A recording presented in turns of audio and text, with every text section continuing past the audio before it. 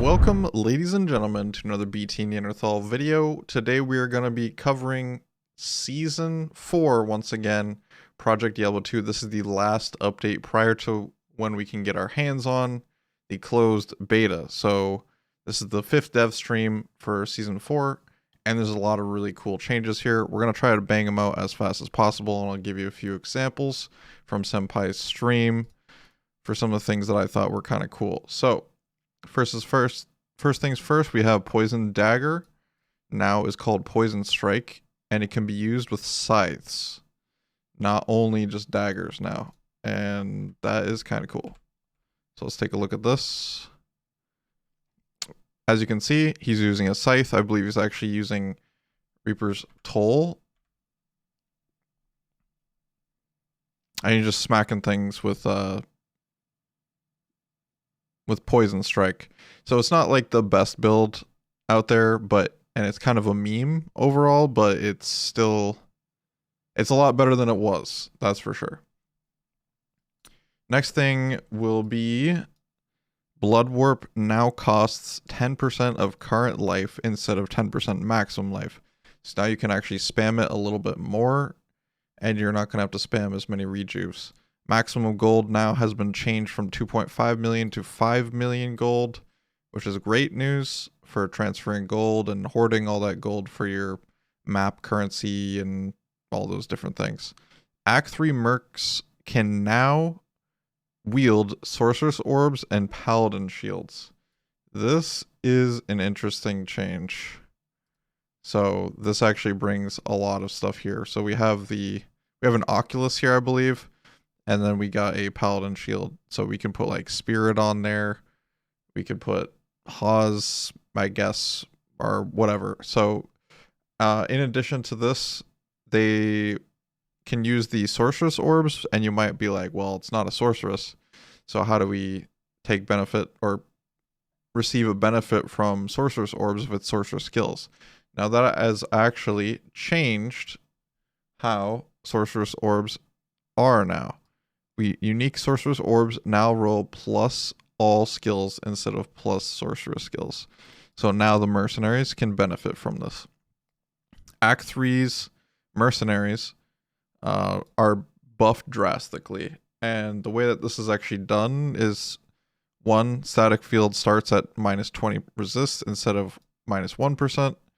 And that is lightning resist. So that's good.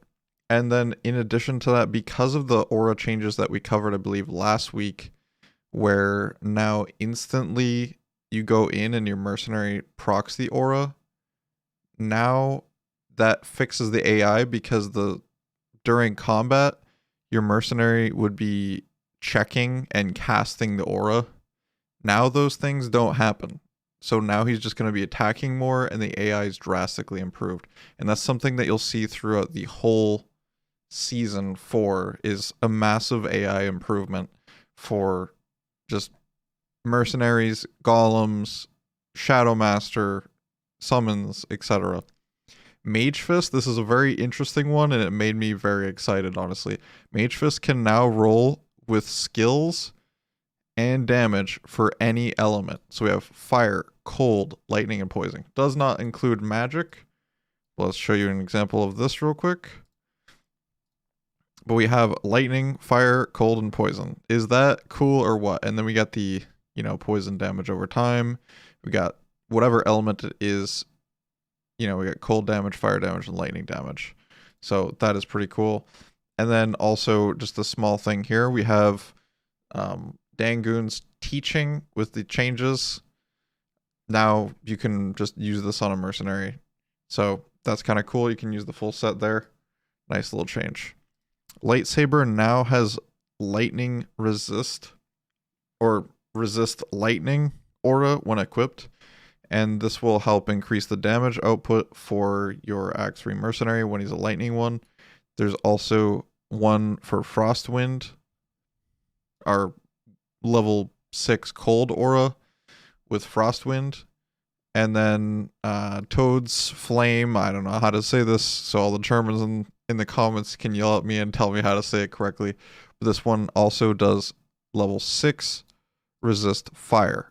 So those are some changes there to those items.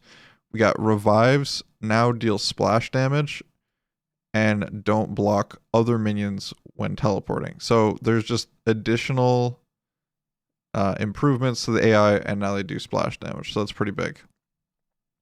Humongous will have plus 20% melee splash radius. Very good. Pluck Eye is now O skill cold arrow rather than just Amazon skills. So for those that don't know, O skill, it means you can use it on any character and you'll be able to get cold arrow. Storm Spire now has level 40 static and 75% chance to proc.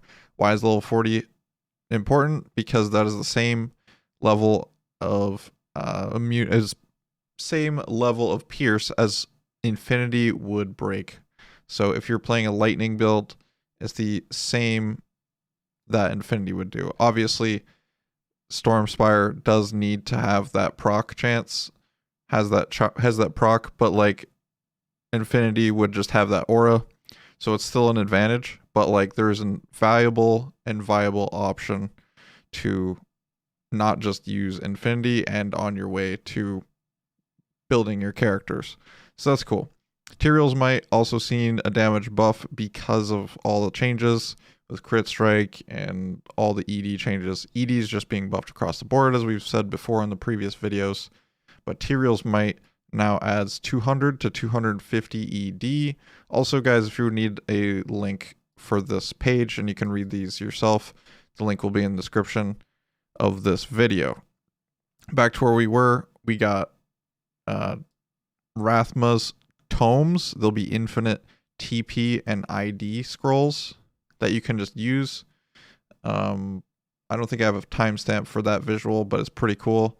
He doesn't really show much about them. It's just kind of a cool graphic. So they currently have a 1 in 200 drop chance off of Rathma himself. Now there's something called a Treasure Fallen, and let's take a look at that. It's basically, if you played Diablo 4, it's a treasure goblin. And we'll show that real quick here. You kill him, or you kill him partly. I believe it's like 10%, every 10% or something. He'll actually drop materials for maps. This guy is designed to drop materials for maps and have map sustain. So, and he'll drop runes, as you can see on the left side up there. He'll drop runes up to Lem rune. And then, yeah, every 10%, he'll just drop pieces for map sustain. And then once he dies, there you go. As you can see, map sustain stuff. Also, when you get one of these spawns, these events, you can have up to 3 of them on a map. So you definitely want to clear the maps in order to potentially have up to 3. Also, same thing happens with Dark Wanderer now. You can have up to 3 of those on a single map. So definitely clear out your maps if you ever see one of those. Maximum resists can only be raised to 90% now instead of 95%. Crafted items will no longer have artificially increased level requirements. So basically, if you're level 20 and you craft an item, it doesn't just automatically boost to level 30 and then you can't use it until then. It makes it so you won't just have like impossible stats or impossible level requirements for your stage of the game, and it kind of better balances the crafting for your levels. So that's good. Characters can now hold multiple Wirt's legs. So let's take a look at this. This is huge for your cow farmers out there. Look at that. Multiple Wirt's legs in the inventory. Absolutely fantastic for your cow farmers, like I said before. So big change there. And weapon block now works while running. This is for the assassin. And then Whirlwind now hits with both weapons when dual wielding instead of alternating. Hydras now have less of a delay. Oh, also, one more thing. Let's get this showed real quick. New portal effects for the new Ubers. think it went too far. It's kind of like the cyan color. He doesn't actually go in there, but he's just showcasing the color of the Uber portal. So it kind of looks cool. And then we have Hydra's now, kind of like all the other AI, has now actually been improved as well. Let's see if I can find this timestamp. Holy smokes. Did I mess up the timestamp? I might have messed up the timestamp. All right. Well, okay, here we go. We got it. Maybe. There we go. All right, sick. So Hydras now have a better response time. They start shooting faster than they did before. It's not the biggest of deals, but it's still like helpful for initial attacks, and it will speed up your farming if you're playing Hydra Sorceress or some form of Hydrasaur. So that's a nice little change and buff to that. And then Dragon Tail now also has Dragon Flight as a synergy, attacks faster, and a larger radius. So Dragon Tail should be a lot more viable. And same thing with Dragon Flight. Also has, or Dragon Talon now also has a Dragon Flight synergy. So those are the things that have been changed this week. I tried to bang them out real fast as I could. Honestly, again, I will make sure that this link is in the description. That's what's going on. The beta is, closed beta is on Tuesday, I believe. So this is coming right up. And yeah, we'll be experimenting and playing it out. So we'll see how it goes. Thank you all for watching. If you haven't already, be sure to let me know what you're excited about, subscribe, and like the video. It really helps me out. I'll see you guys next time. You're all beasts.